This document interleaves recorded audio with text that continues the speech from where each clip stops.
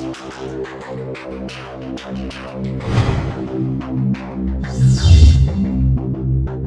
Friends, मैं हूं सत्येंद्र सैनी और आप देख रहे हैं यूट्यूब चैनल ऑफ वकील करो।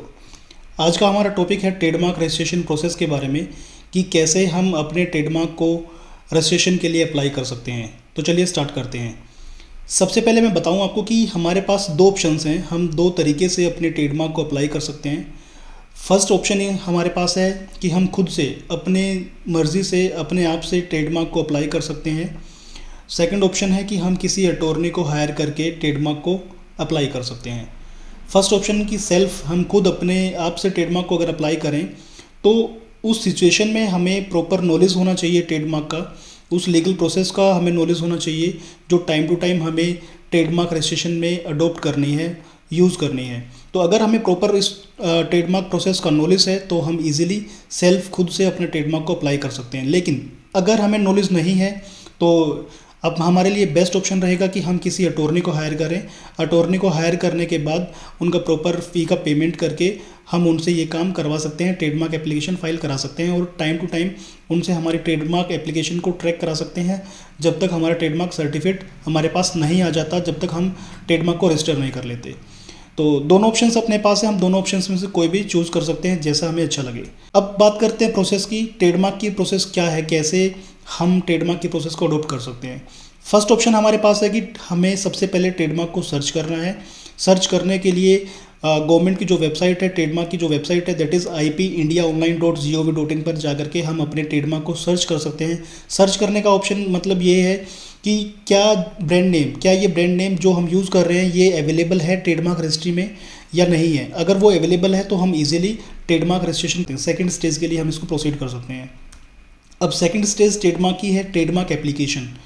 जैसे ही हमें ये कंफर्म होता है कि ट्रेडमार्क सर्च हमारा कंप्लीट हो गया है, अगर हमें लगता है कोई भी ऐसा सिमिलर नेम अवेलेबल नहीं है, सेम नेम अवेलेबल नहीं है, तो हम ट्रेडमार्क एप्लीकेशन के लिए जा सकते हैं। ट्रेडमार्क एप्लीकेशन में बेसिकली हमें क्या करना है कि एक ट्रेडमार्क एप्लीकेशन ड्राफ्ट करना है प्रॉपरली, जो TMA फॉर्म में होगी।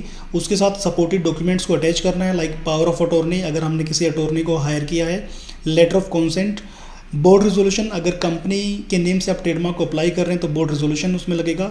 एंड अगर हम किसी पिछले टाइम से, पुराने टाइम से, कुछ टाइम से हम अपने ब्रांड नेम को, ट्रेड नेम को यूज़ कर रहे हैं तो यूज़र एफिडेविट भी उसका एक पार्ट रहेगा। तो ये है सेकंड स्टेज ट्रेडमार्क एप्लीकेशन की है। ये हमें अच्छे से ड्राफ्ट करना है, इसमें कोई मिस्टेक नहीं होनी चाहिए क्योंकि यही हमारी मेन स्टेज है। इसके बाद ही हमारा जो एग्जामिनर है वो हमारे एप्लीकेशन को सबमिट होने के बाद एग्जामाइन करेगा, चेक करेगा। जैसे ही हम अपनी ट्रेडमार्क एप्लीकेशन को सबमिट करते हैं तो हमें एक ट्रेडमार्क एप्लीकेशन नंबर इशू होता है, जिस एप्लीकेशन नंबर से हम अपने ट्रेडमार्क को ट्रैक कर सकते हैं, उसकी स्टेजेस को चेक कर सकते हैं। एंड जैसे ही हमारी एप्लीकेशन सबमिट होती है उसके 30 से 60 दिन के अंदर ट्रेडमार्क एग्जामिनर हमारी एग्जामिनेशन रिपोर्ट इशू करता है। उस एग्जामिनेशन रिपोर्ट में ये स्पेसिफिकली मेंशन होता है कि जो भी एप्लीकेशन हमने फाइल की है क्या वो सही है या उसमें कोई ऑब्जेक्शंस हैं। अगर वो ट्रेडमार्क एप्लीकेशन सही है तो एग्जामिनेशन रिपोर्ट में स्टेटस मेंशन होगा एक्सेप्टेड। अगर ट्रेडमार्क अथॉरिटी ने कोई ऑब्जेक्शन इसमें रेज किया है तो किस सेक्शन में कौन सा ऑब्जेक्शन रेज किया है वो एक देखने वाली बात होगी और एक वो अलग पार्ट होगा। तो जैसे ही हमारी एग्जामिनेशन रिपोर्ट इशू होती है, इशू होते ही हमें ये क्लियर हो जाता है कि क्या हमारा ट्रेडमार्क एक्सेप्टेड है या फिर ऑब्जेक्टेड है। अगर हमारा ट्रेडमार्क एक्सेप्टेड होता है तो वो हमारी फोर्थ स्टेज होगी।